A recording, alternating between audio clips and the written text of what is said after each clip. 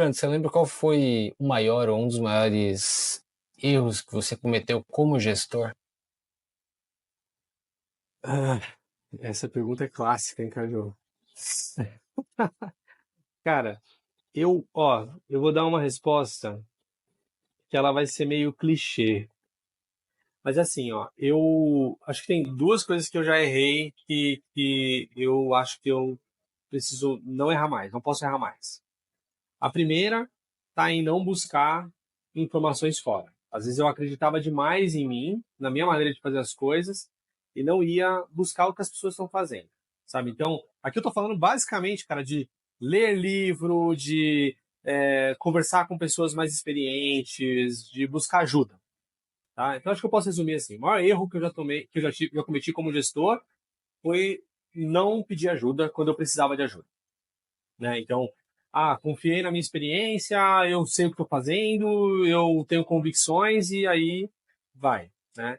E aí eu deixei, não é nem que necessariamente o resultado foi ruim, mas às vezes eu demorei mais tempo ou a entrega não era a melhor possível, porque eu poderia ter usado ferramentas, sabe, que outras pessoas que já tiveram o mesmo problema usaram, e etc, e acelerado o meu caminho, ter sofrido menos ou passado por menos estresse, sabe? Então, quando eu aprendi que eu não sei tudo e que eu posso pedir ajuda, e tudo bem pedir ajuda, sabe?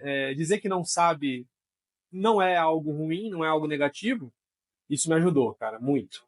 Então, e eu passei por essa fase, assim. Eu tive uma fase da minha vida em que eu me achava muito competente, achava que eu ia conseguir fazer tudo sozinho, não ia buscar, não conversava, e aí tomei decisões erradas.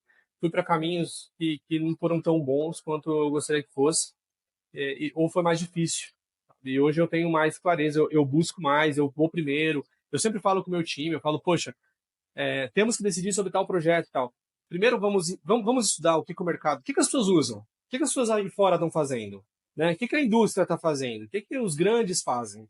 Aí a gente vê se funciona para gente, sabe? Em vez de a gente simplesmente inventar ou ficar tentando descobrir sozinho, né? Então, talvez foi um dos maiores erros que, que eu já tenha cometido, assim. E você lembra de um case assim, rápido, pra lembrar? Cara, é... caramba, um case. Devia ter me preparado para essa entrevista, Caju. Você não me falou que a gente ia fazer uma entrevista. Tá aí, ó. Se você vai fazer uma entrevista, se prepara para a entrevista, né? Aqui eu fui pego de surpresa. Surpresa. Não esperava por essa. E até um Ah, teste, é uma validação. É a primeira vez que eu tô entrevistando alguém sem mandar o roteiro antes, Brando. olha aí. Cara, tentar lembrar de algum caso. Sei lá, vou pegar um exemplo bem antigo, tá? O primeiro app do Enjoei, quando o Enjoei começou, tinha o site e não tinha app. Hoje em dia é tranquilo, né? Se você for começar a fazer um app, tem muitas opções e tal. Na época, lá atrás, muitos anos atrás, né, o Enjoei não tinha um aplicativo para celular e tal. A gente foi fazer o primeiro app e a gente decidiu por usar uma ferramenta e contratar uma consultoria para fazer, sabe? E aí não tinha um acompanhamento muito forte, eu não me atualizei sobre o assunto, e aí a primeira versão do app, ela não ficou boa, sabe? E isso atrasou, sei lá, quase 6 meses o lançamento do app na época, porque a gente teve que pegar tudo que a gente tinha feito, jogou fora e teve que fazer de novo, né? E aí a segunda vez eu fui atrás, eu me entendi mais do assunto, eu contratei pessoas que eram realmente boas, que já tinham feito isso algumas vezes, e aí trouxe as pessoas para dentro de casa, e aí sim saiu, né, dois apps ótimos para iOS, para Android, lindões que estão aí até hoje, enfim. Mas a primeira vez, não, eu deleguei e aquilo não ficou do jeito que a gente queria, não conhecia, né? E aí não, foi um erro, atrasou aí o lançamento bastante tempo. Deu muito retrabalho. Um exemplo, Legal. sei lá. Você lembra de um feedback que foi crucial para a evolução da sua carreira? Cara, teve uma pessoa uma vez que eu tive uma conversa, ela não necessariamente, nem trabalhava na empresa, mas ela fez um trabalho com a gente de consultoria. E aí, numa conversa com essa pessoa, uma vez eu falei, né? Falei, poxa, às vezes eu sinto falta, sei lá, por exemplo, na minha realidade, Caju, pô, eu tô aqui no Enjoei desde sempre, né? Então, então eu conheço todos os processos, conheço tudo como funciona e tal. E eu falei, pô, eu sinto falta de ter alguém que me desse mais dicas sobre o meu futuro, sabe? Assim, por exemplo, o que que vai acontecer comigo daqui a um ano? Para que eu pudesse me preparar antes, você entende? Uhum. Então, às vezes eu me deparava com situações que que eu não sabia muito bem o que fazer e era muito difícil, muito estressante para mim. E aí falava, pô, se alguém tivesse me dito que eu ia ter que fazer isso, eu estaria pronto já, sabe? Aí eu comentei com essa pessoa sobre isso.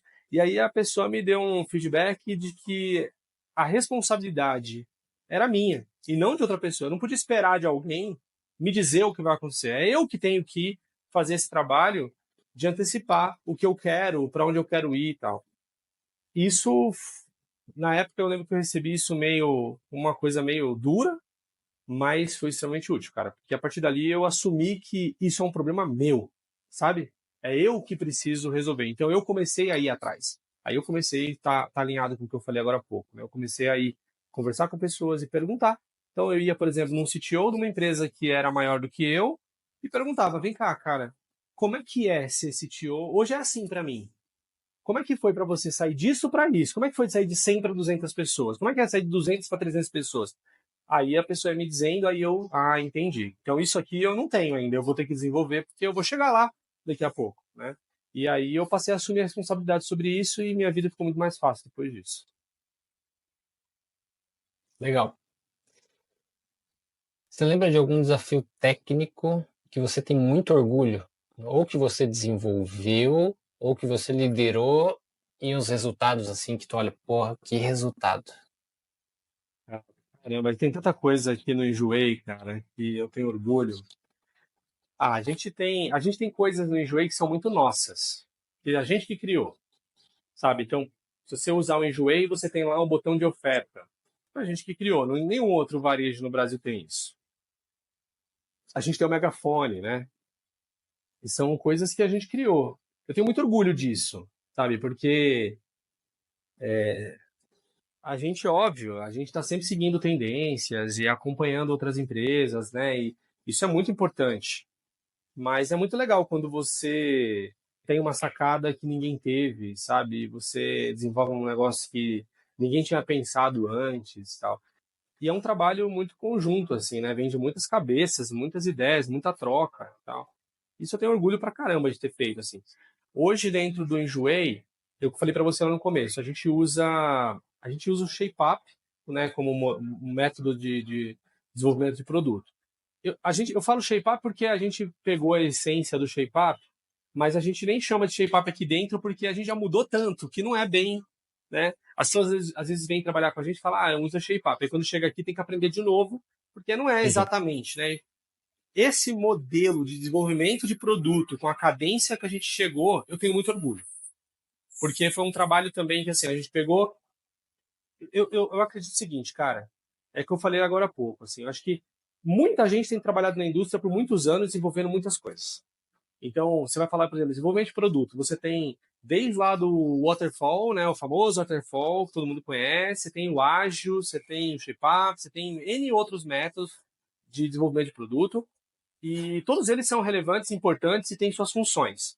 Entender qual deles, ou o que deles é melhor para a sua empresa naquele momento que você está, é muito importante. Atingir esse grau de maturidade, onde a gente consegue, dentro de uma empresa como o Enjoei, do tamanho do Enjoei, olhar para o mercado e falar, legal, isso aqui do Waterfall é muito bom, isso aqui do Ágil é muito bom, isso aqui do ShapeUp é muito bom, isso aqui não sei o que é muito bom. Eu vou pegar isso disso e monto o meu e falo, isso aqui agora é o jeito que funciona. E aí, como eu te falei, pô, entregar um projeto significante a cada 6 dias, cara, é, eu tenho muito orgulho disso. Porque a gente usou todo o material que já foi construído por pessoas antes de nós, pegamos o melhor de tudo e conseguimos chegar num. É óbvio, isso é mérito meu? Não, né? Todo mundo trabalha, um monte de gente trabalhou nisso.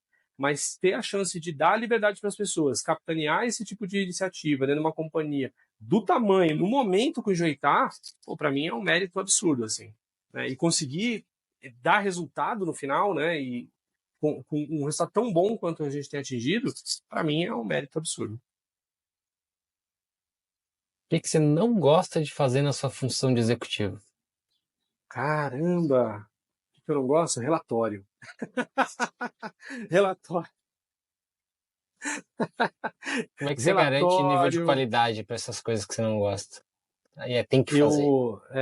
Eu montei. Boa parte eu delego para pessoas que gostam, mas o que eu tenho que fazer muita coisa ainda. Mas eu criei um padrão também, Caju. Eu sempre faço para mim, né? Então, por exemplo, tudo que acontece dentro das áreas de produto e tecnologia, eu faço questão que toda a empresa tenha conhecimento do que está acontecendo. Então, desde as ideias que estão surgindo que podem virar uma iniciativa, até as que estão sendo desenvolvidas, e principalmente aquelas que foram entregues e o resultado né, que elas estão trazendo para a companhia, ou não, né? Porque às vezes tem iniciativas que não trazem exatamente, né, o resultado esperado. Tudo isso eu tenho relatórios e a gente envia para a empresa o tempo todo. Então, mandar para a empresa, saber que aquilo vai ser visto pela diretoria, pelo dev, pelas outras áreas, o gerente, saber que as pessoas vão consumir aquele conteúdo e que aquilo vai afetar o trabalho de todo mundo, me força a aumentar o nível de qualidade muito acima do que talvez eu fizesse se eu soubesse que aquilo ali ninguém vai ver sabe, é uma coisa que é só pro forma, né? Então eu acho que está relacionado. É engraçado como as coisas vão fazendo link, né? Está relacionado com a exposição que a gente falou lá atrás, né? Então eu acabo aumentando a minha exposição e meu risco, né? Porque eu compartilho com todo mundo e aí todo mundo, e aí eu me exponho mais e aí isso me obriga a fazer um negócio num nível de qualidade que eu tenho que estar confortável, que todo mundo vai ver e vai ficar e não vai achar que eu fiz aquilo mal feito. E para finalizar, Brando, qual é o seu sonho? Caramba, cara. Que te Qual é o faz meu acordar sonho? todos os dias? Ah, é minha família, né? Minha família me faz acordar. É eles que movem tudo. Meu sonho é criar meu filho num mundo em que ele seja feliz, em que ele consiga fazer o que ele quer, trabalhar com, né? Seguir os sonhos dele, né? Ver minha família bem. É isso que eu quero. Profissionalmente falando, eu acredito muito no que a gente está fazendo aqui dentro do Enjoei. Eu acho que um mundo onde as pessoas elas têm um relacionamento diferente com o consumo, cara, ia ser muito legal de ter ajudado a construir, sabe? Quantidade de insumo, de lixo que é gerado pela indústria de forma geral é absurdo, né? Saber que eu estou num lugar onde eu posso de repente mudar isso me faz ter vontade de trabalhar, me faz ter vontade de fazer o que eu faço. Mas eu iria mentir para você, Carlos, se eu não dissesse que é pela minha família. Sempre é pela minha família. Quer conhecer mais sobre a carreira da pessoa entrevistada? Assista o episódio do podcast do Entrevista Aberta, card aparecendo na sua tela ou utilize o link nos comentários. Até breve!